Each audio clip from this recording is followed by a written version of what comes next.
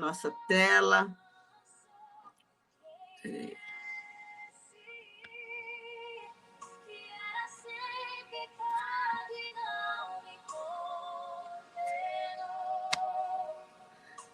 Pronto. Meninas, hoje... Opa, nós não estamos no 7º, não. Nós estamos no 8º capítulo, viu? Hoje nós vamos falar de um assunto que é tão importante quanto os anteriores, que é o quê? Padrões repetitivos. Quem escreveu este capítulo foi a Andréa Froio. Andréa Froio. Ela é consultora de imagem. Eu tive a oportunidade de fazer um trabalho lindo com ela, né? E ela fala aqui que ela se tornou especialista em imagem e estilo.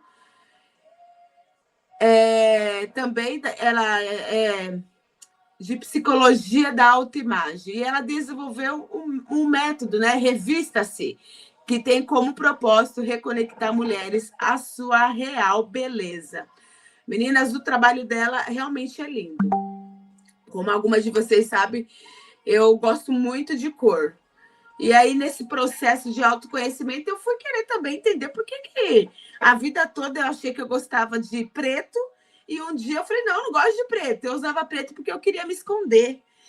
E aí eu fui descobrir o porquê que eu gostava de cor. E é tão importante você ter essa descoberta, o porquê que você gosta do estilo de roupa que você usa, ou se realmente você gosta desse estilo, ou você foi acostumada a se vestir assim. Porque, meninas, tudo tem um porquê. E muitas vezes entra nisso aqui que nós vamos conversar. Entre alguns padrões repetitivos, nós vemos todo mundo usando o mesmo estilo, a mídia está aí nos influenciando, e quando pensa que não, a gente está que nem todo mundo, sem perceber, porque estamos na onda da moda. Mas a sua essência, ela não é uma moda, a sua essência é o seu DNA, é a sua identidade. Então, vamos lá. Padrões repetitivos, quebrando o ciclo. Assim como se vê, assim você é. Olha que forte. Já quero te fazer uma pergunta. Como que vocês têm se visto? Está em Provérbios 23, 7. Quando nós olhamos no espelho, o que vemos reflete mais do que apenas traços físicos.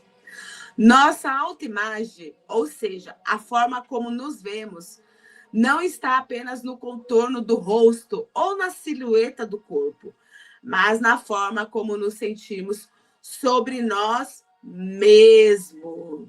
Então, aqui ela já traz para nós algo que é profundo. A forma como você se vê não tem nada a ver sobre o seu exterior, mas sobre o seu interior. A maneira como nós nos enxergamos não surge do nada. Ela é moldada ao longo da vida, influenciada por experiências, crenças e dinâmicas emocionais profundas que foram validadas por pessoas, figuras importantes nas quais confiamos. Olha aqui, meninas, nós já temos uma chave. A forma como você se enxerga, como você olha para você, está muito influenciado pela forma que você foi criado. Lembra? A Tati não nasceu com 45 anos. A Tati tem uma vida de 45 anos e que eu tive várias experiências com várias pessoas. Então, eu tive algumas experiências com a minha mãe, tive algumas experiências com os meus cuidadores no colégio, com as professoras também. Então, isso acabou fazendo o quê? Eles começaram a mostrar para mim quem eu era, não a partir de quem realmente eu sou, mas a partir da ótica deles. Então, será que hoje você não se olha a partir da ótica das pessoas ou realmente pela sua verdadeira essência? Mais uma perguntinha aí para vocês. A formação da autoimagem, quando o olhar do outro define quem somos. Olha que profundo. Desde os primeiros anos de vida, aprendemos a nos ver através dos olhos dos outros. Nossa autoimagem não nasce conosco, mas é formada pelo reflexo das experiências que vivemos e das mensagens que recebemos sobre nós mesmos. Aqui ela conta, na psicologia, o conceito do espelho social, que Collin, em 1902, explica como nos tornamos quem acreditamos ser, com base como pensamos que os outros nos veem. Se na infância fomos valorizados, incentivados e cuidados com afeto, internalizamos uma percepção positiva sobre nossa identidade. Mas se crescemos ouvindo crítica, comparações e cobranças excessivas, criamos distorções sobre a nossa autoimagem e assim sobre o nosso valor. Vai pensando aí, vai refletindo, como que a sua criação, você pode ter tido aí uns pais que cobravam muito, acredite, eles estavam fazendo o melhor que eles podiam, mas será que você, não agora, nessa fase nessa consciência, porque hoje a Tati, de 45 anos, ela consegue explicar muitas coisas, mas e a Tati, lá de 5 anos, será que ela conseguia entender como hoje eu entendo? Então, você já começa a olhar para você e ver a forma que você está se vendo. Será que realmente é a verdade sobre você mesma? E olha só, esse olhar externo pode nos moldar tão profundamente que, sem perceber, passamos a viver buscando a aprovação. Nos tornamos prisioneiros de olhar dos outros, esquecendo de desenvolver uma relação autêntica com quem realmente somos. A aparência, nesse contexto, deixa de ser uma expressão da identidade para se tornar um campo de batalha, onde lutamos para corresponder às expectativas irreais. Por que expectativas irreais? Porque o fulano, ele vai te olhar a partir da ótica dele. Então, ele gostaria de ser magro. Então, logo ele vai exigir de você o quê? Uma magreza. O outro já gostaria de ser mais fortinho. Logo ele vai exigir de você que você seja fortinho. Mas se você não sabe a sua identidade, se você está sem a sua autoimagem interna fortalecida, você vai ficar nesse caminho de querer agradar, como fala, gregos e troianos, né? Mas nunca agradar a você mesmo, ou seja, assumir a sua autoimagem, a sua identidade. E olha o que ela diz aqui para nós. Essa batalha se manifesta de várias formas. A insatisfação crônica com a aparência. Independente do que você faça, a comparação continua com outras pessoas. Mas se a beleza fosse um recurso escasso, a sensação de que ser admirado fisicamente significa ser aceito e amado. Então, uma das batalhas que vem nos trazendo sobre a falta da percepção da nossa própria autoimagem é a insatisfação. Então, vira e mexe, você não vai estar satisfeita com você. Você não vai estar satisfeito com o seu cabelo, porque a mídia está falando que tem que ser tudo liso. Você não vai estar satisfeita com o seu liso, porque a mídia está falando que agora é as enroladas, as encaracoladas que está em alta. Mas como que Deus te fez?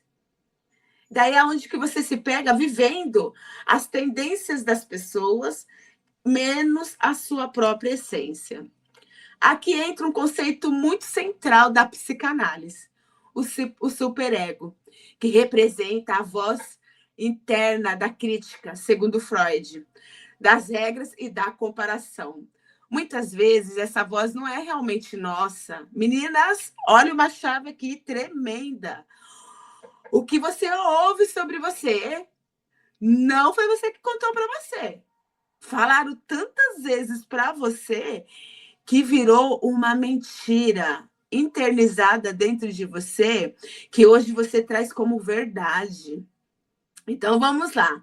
Muitas vezes essa voz não é realmente nossa, é a soma dos julgamentos que ouvimos e internalizamos, a forma como nos vemos no espelho. Portanto, é menos sobre estética e mais sobre como nos sentimos em relação a nós mesmos. A grande ironia é que essa pressão constante nos afasta da nossa verdadeira essência, nos afasta da nossa identidade. Eu não sei vocês, mas, gente, às vezes quando eu vejo uma pessoa assim, que ela é bem gordinha e que ela é alta astral, que dentro, sabe, do jeito que ela tem o estilo dela, eu babo. Porque eu fico olhando assim, eu falo, ela está vendo a verdadeira essência dela, que é além da aparência dela. E só que muitas vezes a gente teve aquele cuidado dos cuidadores. Olha, você está comendo demais, você está barriguda. Meninas, agora lembrei de algo. No colégio interno, a minha tia falava sempre assim: olha, vocês têm uma postura e vocês sempre colocam a barriga para dentro, para vocês não ficarem barriguda. Meninas, eu lembro que ela ficava ensinando a gente a empurrar a barriga para dentro. Vocês acreditam que até hoje eu faço isso? Eu não consigo deixar a musculatura da minha barriga relaxada. Eu sempre deixo ela contraída. Porque a minha tia, ela falava tanto, gente, isso na mesa, que isso virou uma verdade para mim, que hoje o abdômen da minha barriga, ele sempre está contraído. No começo foi difícil, hoje é muito bom. E aí, olha só, a relação com o espelho reflete nossa relação interna. Quando não estamos conectados com a nossa essência, buscamos validação externa para preencher um vazio interno. É aí que entra, mulheres, muitas vezes você dependente de relacionamento, de amizade, de pessoas, porque internamente aquela criança que não foi validada, que não foi ali, sabe, cuidada, suprindo as necessidades dela, ela fica com um sentimento de um vazio interno. E é onde ela começa a fazer o quê? Buscar nas pessoas aquilo que ela não teve. Então, você hoje, a Tati, 40 anos de vida, o que a Tati fazia? Eu buscava em relacionamentos suprir a ausência de mãe e pai que eu tive na minha infância. Gente, eu não conseguia ficar sozinha. E por não conseguir ficar sozinha, nem comigo mesma, eu acabava caindo em vários relacionamentos abusivos de pessoas que eu vejo e falo, gente, eu não acredito que eu passei tanto tempo fazendo essas escolhas. Mas era por quê? Eu não tinha ninguém, não tive ninguém para me validar, para falar, Tati, como você é linda. Gente, eu não me lembro. Talvez esse seja o seu caso também. Ninguém te falava assim, nossa, como você tá linda, como a sua voz é linda, como você lê bem. Ninguém falava isso. Então, hoje, muitas vezes você está buscando que seu esposo fale, que suas amigas falem, porque é uma carência interna, é uma ausência que você teve quando criança. E essa criança, ela ainda está dentro de você. E ela vai te acompanhar até você morrer. Porque o quê? É as suas experiências. Quando tentamos nos encaixar em um padrão artificiais, nos afastamos de nossa verdadeira identidade e nos tornamos refém da comparação.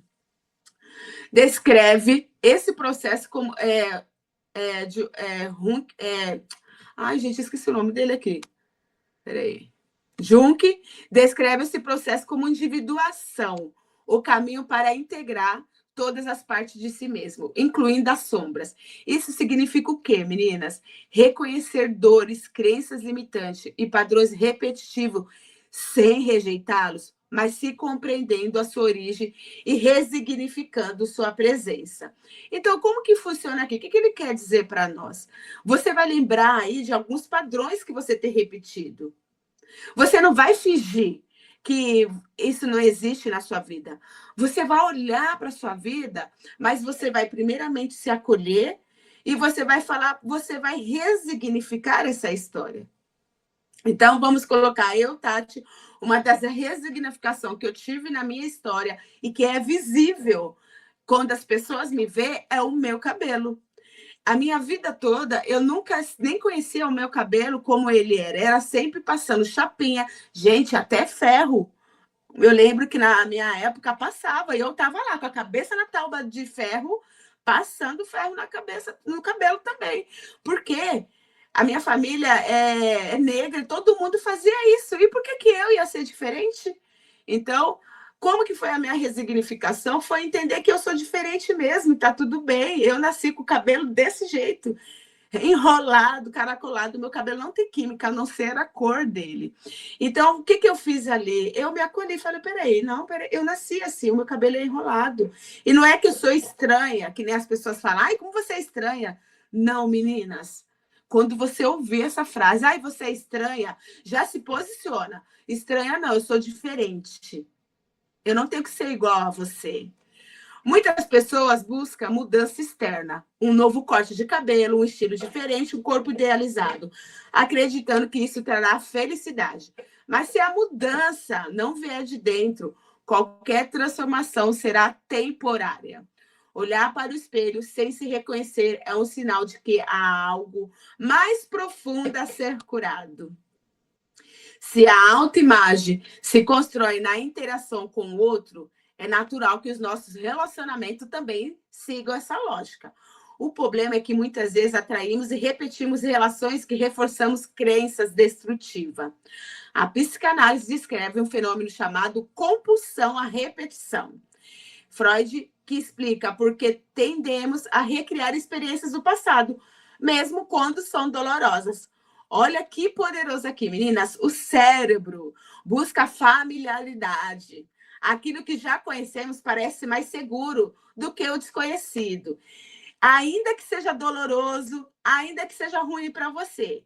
Se você já passou por uma experiência dolorosa aí e o seu cérebro armazenou isso no seu inconsciente, ele vai te levar para este caminho doloroso todas as vezes. Por quê?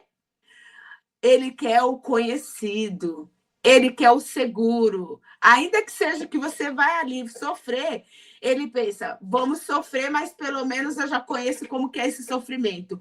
Eu não vou precisar gastar energia fazendo novos caminhos neurais. É por isso que para nós é difícil mudarmos.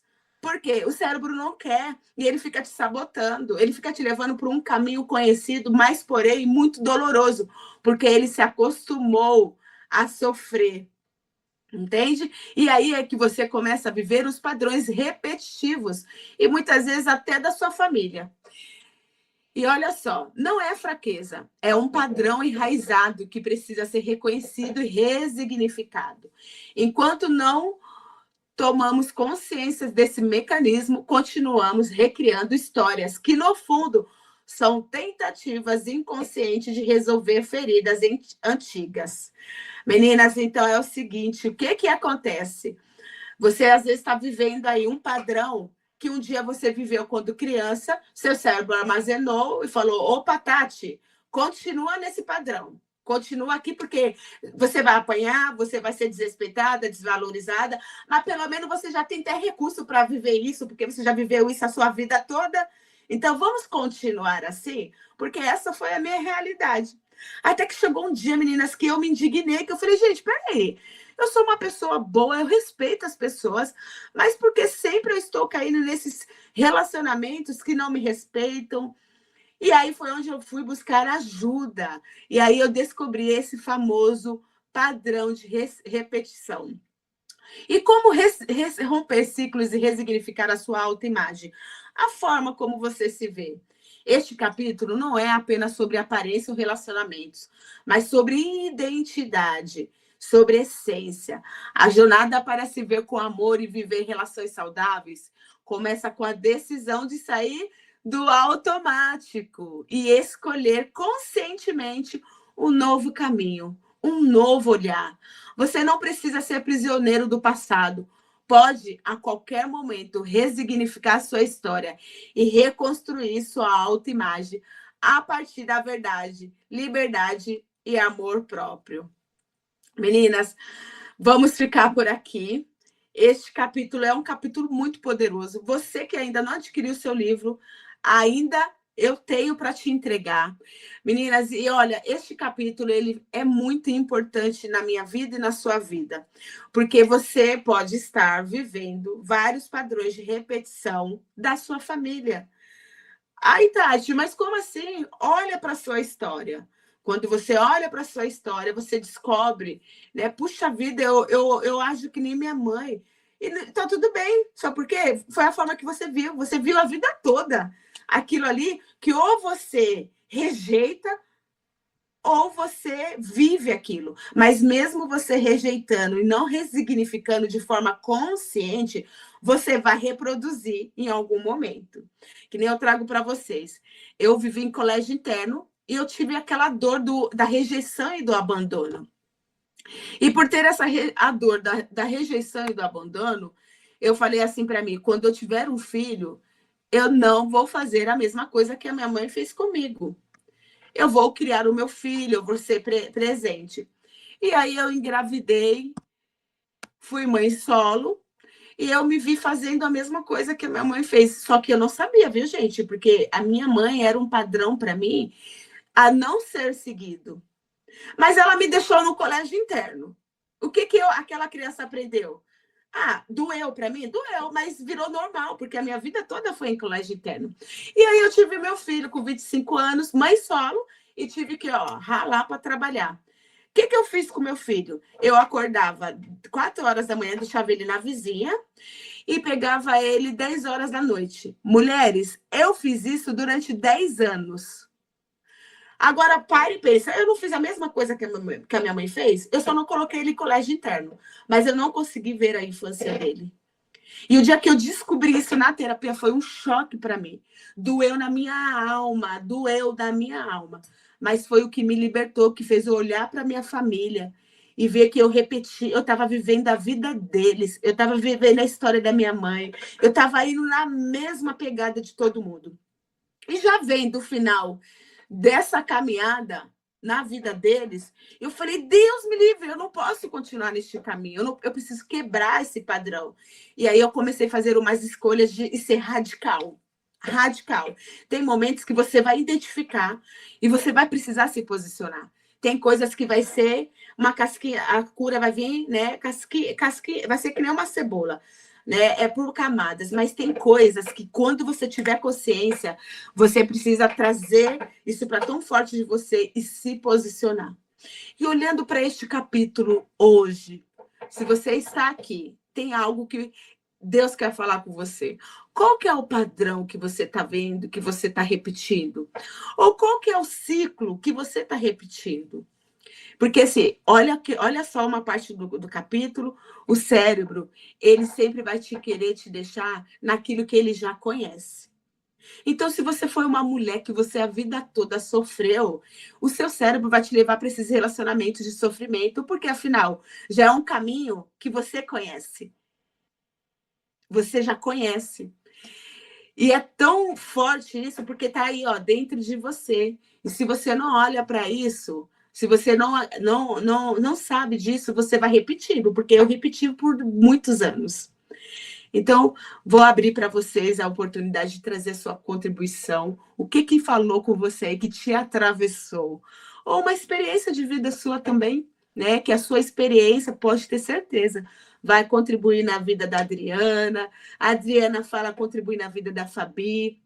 Porque às vezes eu falando algo aqui, não te deu um insight ainda. Mas quando a amiga aqui, ela se levanta e fala o contexto da história dela, pode lembrar você de uma história que está aí, no seu inconsciente, mas que está ressoando aí na sua vida adulta.